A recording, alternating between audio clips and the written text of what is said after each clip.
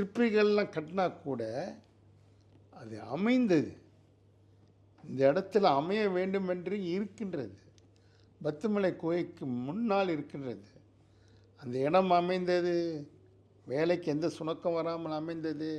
எவ்வளோ இடர்பாடுகள், அதையெல்லாம் தகர்த்து எறிந்துவிட்டு இந்த சிலை 2006ஆம் ஆண்டு அன்றைய பொதுப்பணித்துறை அமைச்சரால் அதிகாரப்பூர்வமாக திறந்து வைக்கப்பட்டது. அதன் பிறகு இன்று நீங்களே பார்க்கின்றீர்கள். இதை நான் விவரிக்க வேண்டிய அவசியமே இல்லை. உலகத்திலே எந்த நாட்டிற்கு சென்றாலும், எங்கே தமிழ்நாட்டிற்கு சென்றால் கூட நம்ம முருகனை தான் எல்லோரும் பார்க்கின்றார்கள். அது எனக்கு ரொம்ப பெருமை.